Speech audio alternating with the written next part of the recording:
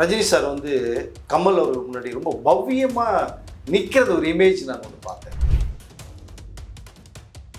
But இவருடைய இவ்வளோ பெரிய உயரத்துக்கு என்ன காரணம்னா அவருடைய தன்னடக்கம் தான் காரணம். நெல்சனே ஒரு சொன்ன விஷயம், சார் நீங்கள் இந்த மேக்கப் ஹேர் ஸ்டைல்லாம் போகிறதுக்கு முன்னாடி வேறு மாதிரி இருக்கீங்க, போட்டால் வேறு மாதிரி இருக்கீங்களே சார். இது அனலாக் ஃபிலிம் அப்படிங்கிற அந்த ஒரு ஃபிலிம் ஃபார்மேட்டில் எடுக்கப்படுறதா ஒரு தகவல் வந்திருக்கு நமக்கு. அதை வணக்கம் சார். வணக்கம். தலைவர் 174 ப்ரோமோ வந்து ஒரு சைடு பயங்கர ஹிட் ஆனாலும் திடீர்னு பார்த்தீங்கன்னா மேக்கிங் வீடியோ விட்டுருக்காங்க. என்ன காரணம் சார்? காரணம்னா ஒன்றும் இல்லை, நம்ம எந்தளவு ஒரு எஃபர்ட் போட்டிருக்கோங்கிற ஒரு விஷயத்தை வந்து கன்வே பண்ணுறது தான். ஏன்னா இதற்கு முன்னாடி கூட பார்த்தீங்கன்னா ஜெயிலர் 2 ஒரு ஃபைட் சீன் ஒரு சம்மந்தமாக ஒரு ட்ரெயிலர் விடும்போது கூட அது ஃபுல்லாக கொஞ்சம் க்ளோஸ்அப்ஸில் கட் பண்ணி கொண்டு போயிருப்பாங்க. உங்களுக்கு ரஜினி சார் இந்த பேக் ஷாட்டு வாக் பண்ணுறது ஒரு ஆஃப் ஃப்ரேம் தான் காமிச்சிட்டு அந்த மாதிரி சில ஷார்ட்ஸ்லாம் சொல்லி கொண்டே காமிச்சாங்க. இதற்கு பிறகு அந்த ட்ரெய்லர் ரொம்ப பரபரப்பாக பேசப்படும் போது ரஜினி சார் கொஞ்சம் காமிச்சா நல்லா இருக்குமேங்கிற மாதிரிலாம் ஒரு விஷயம் தான் மேக்கிங் வீடியோ விட்டவங்க கதை. மேக்கிங் வீடியோவில் எந்தளவுக்கு ஒரு ரிஸ்க்கான ஷார்ட்ஸ் எடுத்தது, அந்த ஜீப்பு பிளாஸ்ட் ஆகும்போது நடந்து வர ஒரு ஸ்டைலு தான் இதோட நைஃபோட அப்படிங்கிற விடும்போது எப்போவுமே இந்த மேக்கிங்க்கு வந்து ஒரு தனி ஃபேன்ஸே இருப்பாங்க. நீங்கள் பழைய ஜாக்கி சான் படம்லாம் பார்த்தீங்கன்னா படம் த்ரூஅவுட்டாக 1.5 மணி நேரம் படம் சூப்பராக போகும். கடைசியில் ஒரு 5 நிமிஷம் இந்த மேக்கிங் வீடியோ விட்டு தெறிக்கி விடுவார். உங்களுக்கு இவ்வளோ ரிஸ்க்கான ஷார்ட்ஸ் எப்படி பண்ணணும், நீங்கள் சாதாரணமாக இங்கேருந்து ஜம்ப் பண்ணி போகிறத நீங்கள் படத்தில் செகண்ட்ஸில் போயிடும். ஆனால் அது எவ்வளோ ஒரு எஃபர்ட் போட்டிருக்க ரிஸ்க்கு ஷார்ட்ஸ் எடுத்தோங்கிற விஷயம் வந்து ஆடியன்ஸ் பார்க்கும்போது பிரமிச்சு போவாங்க. அப்போ இவ்வளோ ஃபைட் சீனில் வந்து இவ்வளோ எஃபர்ட் போட்டிருக்காரு அப்படின்னு சொல்லி. அதற்காகவே தான் இந்த மேக்கிங் வீடியோ வந்து நெல்சன் வந்து ரீசெண்டாக அவர் விட்டுட்டு பார்க்க முடிஞ்சது. ஜெயிலர் 2 நம்ம பார்த்தோம்.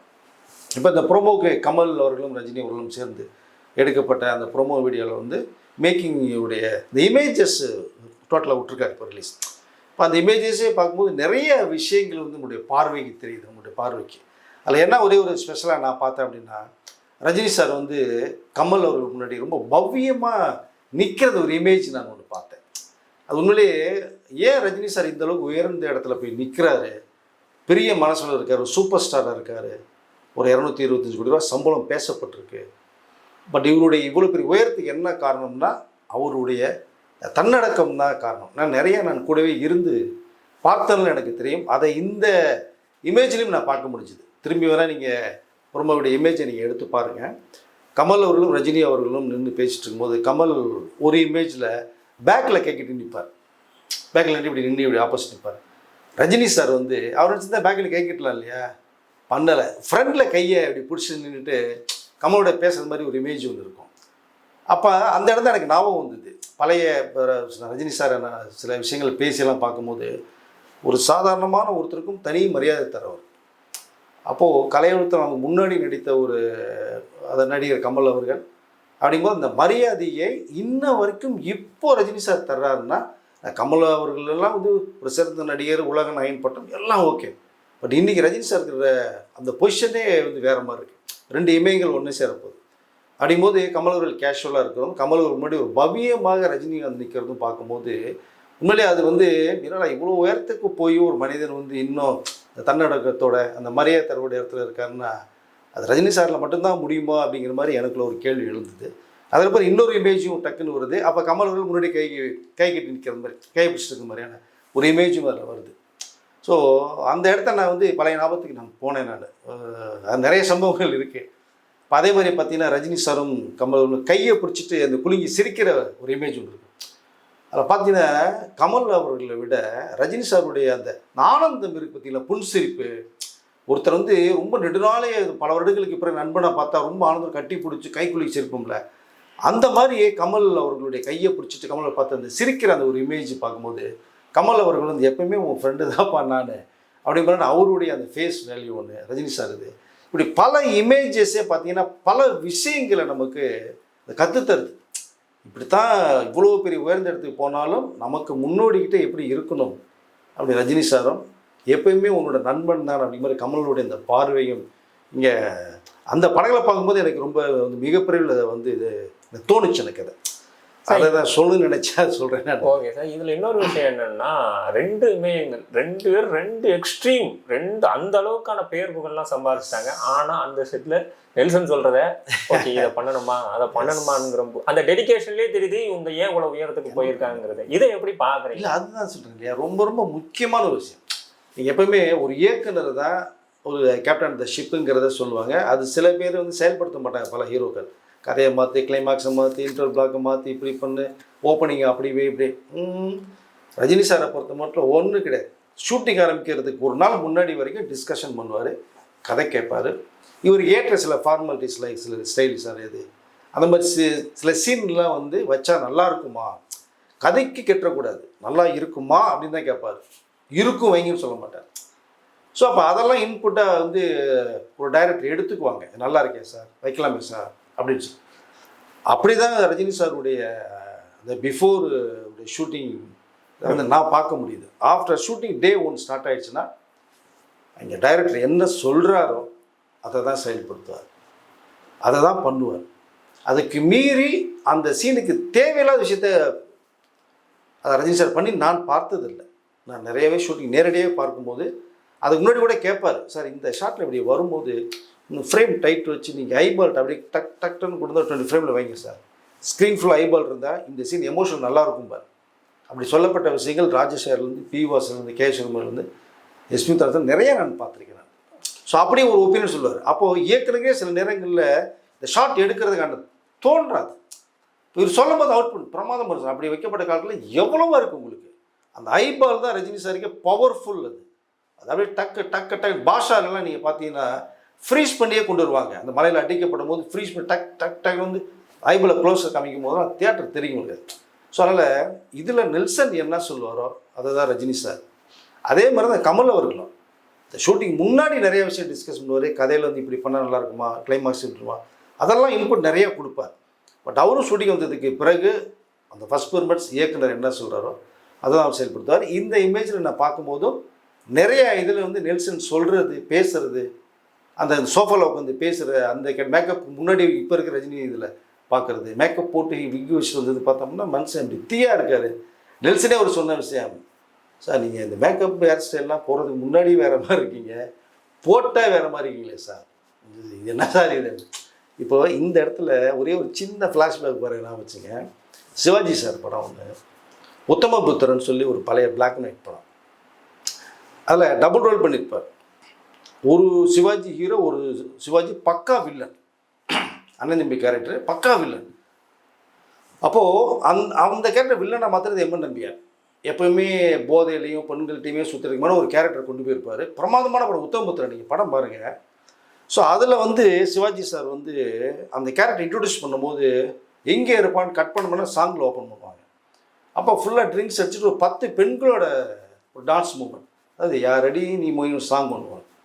அப்போது அந்த 10 பேரில் ஒரு கேர்ள் வந்து மும்பையிலேருந்து கொண்டு வந்து பார்க்குறாங்க. இப்போ ஹெலன் ஒரு ஆர்டிஸ்ட், அந்த ஹெலன் தான் ரஜினி சாரோட பில்லா படத்தில் அந்த சாங் பண்ணியிருப்பாங்க. ரஜினி சார் ஹெலன் பண்ணியிருப்பாங்க. இப்போ ஹெலன் கேட்கும்போது அவங்க வந்துட்டாங்க, ஹீரோ யாருன்னு கேட்குறாங்க. ஏற்கனவே சிவாஜி சார்லாம் சொல்லிட்டாங்க.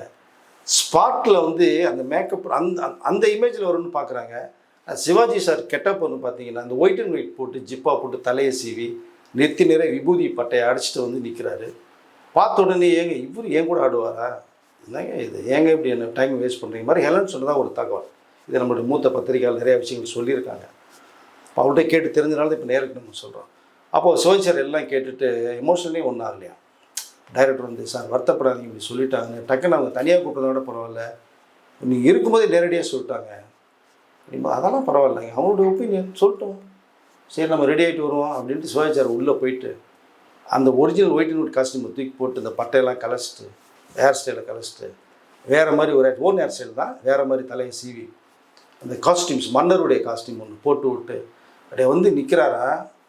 ஹெலன் சொல்கிறாங்களா, ஏங்க இவர் ஹீரோங்க, நீங்கள் அவரை போய் ஹீரோன்னு சொல்லிட்டு நாடி விட்டால் என்னங்க அர்த்தம் அப்படின்னு கேட்கும்போது சிவாஜி சார் அப்படி டேரக்டர் பார்த்தாராம்.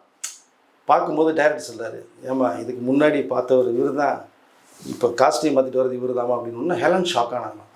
அந்த பாட்டு நீங்கள் ஸ்பெசிஃபிக்காக பாருங்கள், சிவாஜி சார் பின்னிருப்பார், ஹெலன் சொன்னதுக்காக வேண்டியிருப்பார். ஸோ அந்த மாதிரி ஒரு மெத்தட் எனக்கு இங்கே ஞாபகத்துக்கு வருது அப்போ.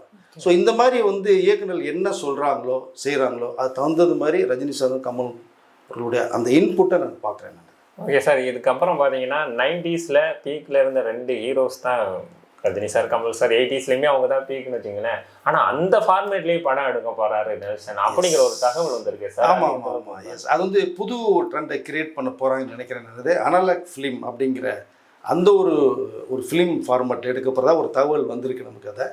அது 8mm 16mm 35mm இருக்குது, 70mm இருக்குது. ஸோ அந்த 4 ஒரு மெத்தடில் இது 35mm பண்ண போகிறாங்களா ஒரு 70mm பண்ண போகிறாங்க தெரியல. பழைய ஓல்டு ஸ்டைலுக்கு நியூ மெத்தடில் வந்திருக்கு. இதுதான் கமல். இந்த மாதிரி டெக்னிக்கல் விஷயங்கள் இந்த கமல் தான் ட்ரீட் வருவார்.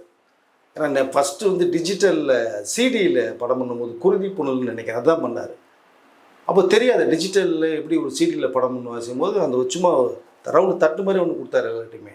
அப்படி ஒரு மேக்கிங் டிஜிட்டல். அது எடிட்டிங்கில் பார்த்தீங்கன்னா அந்த ஒரு மேக்கிங். இது புது புது விஷயங்களை வந்து கொண்டு வந்து கொடுப்பார். இப்போ கிட்டத்தட்ட இந்த அனலாக் ஃபிலிமில் பண்ணலாம் அப்படிங்கிற ஒரு தாட்ஸ் கூட கண்டிப்பாக கமல் அவர்களுக்கு வந்துருக்குன்னு தான் நினைக்கிறேன். ஸோ புது ட்ரெண்டை கிரியேட் பண்ணுவோம்.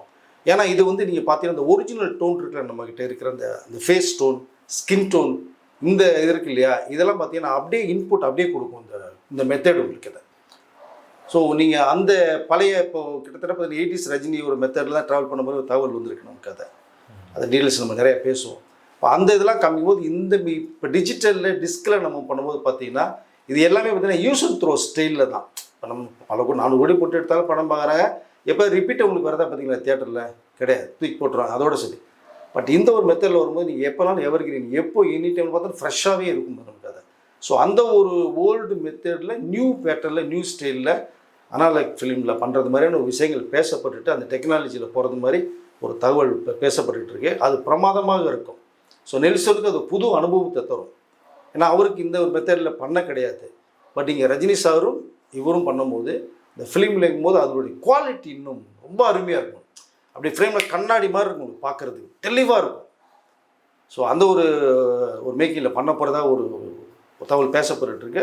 இது சிறப்பு என்னன்றது இன்னும் நிறைய கேட்டு நம்ம அடுத்தடுத்த வீடியோவில் நம்ம வந்து தகவல் சொல்லலாம் சார். ஓகே சார், இந்த படத்தில் யாரெல்லாம் சார் நடிக்க போகிறா?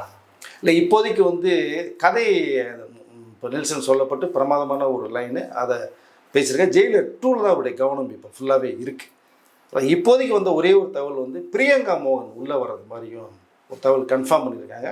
ஒரு அருமையான ரோல். ஏன்னா சில கேரக்டர்ஸ் வந்து சில யூத் பண்ணால் தான் நல்லாயிருக்கும் அப்படிங்கிற வந்து இயக்குனருடைய பார்வை தான் அது. அப்போது இந்த ரோலுக்கு பிரியங்கா மோகன் போட்டால் நல்லா இருக்கும்னு சொல்லி ஃபிக்ஸ் பண்ணி ரஜினி சார்ட்ட கம்பல்ட்டு சொல்லும்போது அந்த கேரக்டர் ஸ்பெசிஃபிக்காக நல்லாயிருக்கும் நெல்சன், அது உங்கள் சாய்ஸ், நீங்கள் யார் நல்லாயிருக்கும் நீங்கள் போட்டுருங்க அப்படிங்கிறத ரஜினி அவர்களும் கமல் அவர்களும் சொல்லிட்டு தான் ஒரு தகவல். அதனால் பிரியங்கா மோகன் இப்போதைக்கு உள்ளே வர்றாங்க. மற்ற ஆர்டிஸ்ட்லாம் இந்த ஜெயிலர் 2 வந்து ஜூன் 12 ரிலீஸ். இப்போது போஸ்ட் ப்ரொடக்ஷன் உள்ளுக்குள்ளே அதை ட்ராவல் பண்ணிகிட்ருக்கார் நெல்சன். ஏன்னா இதுக்குள்ளே ஸ்பெஷலாக ஷாருக் கான் வேறு உள்ளே வந்து பண்ணப்பட்ட ஒரு விஷயம் இருக்குது.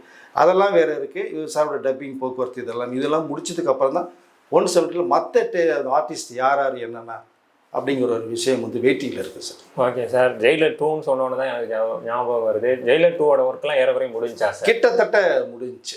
ஷாருக் கானுடைய மேட்டர் முடிஞ்சது. இப்போ எவ்ரிதிங் எல்லாமே போர்ஷன் கிளியர் பண்ணி இப்போது டப்பிங், அதாவது போஸ்ட் ப்ரொடக்ஷன் ஒரு இது இருக்குது நமக்கு நிறையா இருக்குது. ஸோ எடிட்டிங் பண்ணணும், அப்புறம் சிஜி ஒர்க்கு, இந்த இது ஒரு எஃபெக்ட் இருக்குது. எஃபெக்ட்லாம் ரொம்ப நீங்கள் போடும்போது பார்த்தீங்கன்னா அதுக்கு வந்து ஒவ்வொரு சீனுக்குமே லட்டு மாதிரி இருக்கும் உங்களுக்கு. அந்த டோன், ஒரு ஆர்ஆர் வேலைகள் இதெல்லாம் முடிச்சு டப்பிங் முக்கியமாக ஆர்டிஸ்டோட டப்பிங் வேலைகள் இருக்குது. அது எல்லாமே இந்த மாதம் ஸ்டார்ட் பண்ண போகிறதா ஒரு தகவல். மார்ச்சும் ஏப்ரலும் கிட்டத்தட்ட அந்த 2 மாதம் வந்து ஃபுல் டைட் ஒர்க்கில் இருக்குது ஜெயிலர் 2 போஸ்ட் ப்ரொடக்ஷனில். மே வந்து டோட்டலாக எல்லாம் அவங்களாம் இல்லை படம் பார்த்துட்டு சின்ன சின்ன கரெக்ஷன்ஸ் அதாவது இருந்ததுன்னா, இல்லை இன்னும் ஒரு பேட்ச் ஒர்க்குன்னு ஒரு சில விஷயங்கள் ஒரு 5 நாள் தனியாக ஒதுக்குவோம் எப்பவுமே. படம் முடிச்சதுக்கப்புறம், படம் பார்த்ததுக்கப்புறம் தான் தெரியும் இந்த ஒரு க்ளோஸ்அப் இருந்தால் நல்லாயிருக்கும், ஒரு எமோஷனல் இருந்தால் நல்லாயிருக்கும்னு ஃபீல் பண்ணும்போது அதுக்கு ஒரு 3 to 5 days வந்து ஷூட் பண்ணுற வாய்ப்புகள் இருக்கும்.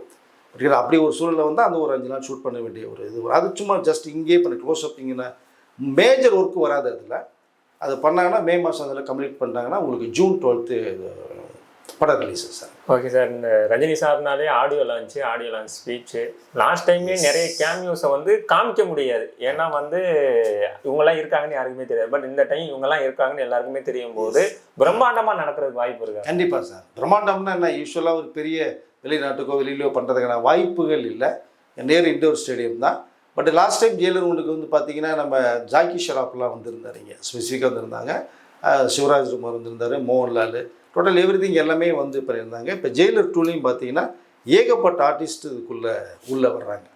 கிட்டத்தட்ட ரஜினி சாரை தவிர்த்து நீங்கள் ஷாருக் கான், மிதுன் சக்கரவர்த்தி, வித்யா பாலன், இந்த பக்கம் எஸ்ஜே சூர்யா, இந்த பக்கம் விஜய் சேதுபதி,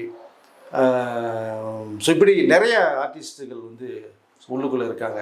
அதனால் எல்லா பேருமே இந்த ஜெயிலர் 2 ஆடியோ லான்ச்சில் கலந்துக்கமான விஷயத்த சொல்லியிருக்காங்களாம். நாங்கள் மிஸ் பண்ண விரும்பலைங்க, நீங்கள் எந்த டேட்டுங்கிறத எங்கிட்ட கொஞ்சம் முன்னாடியே சொல்லிட்டீங்கன்னா நாங்கள் தகுந்த மாதிரி எங்கே வெளியில் இருந்தாலும் நாங்கள் சென்னைக்கு வந்துடுறோம்.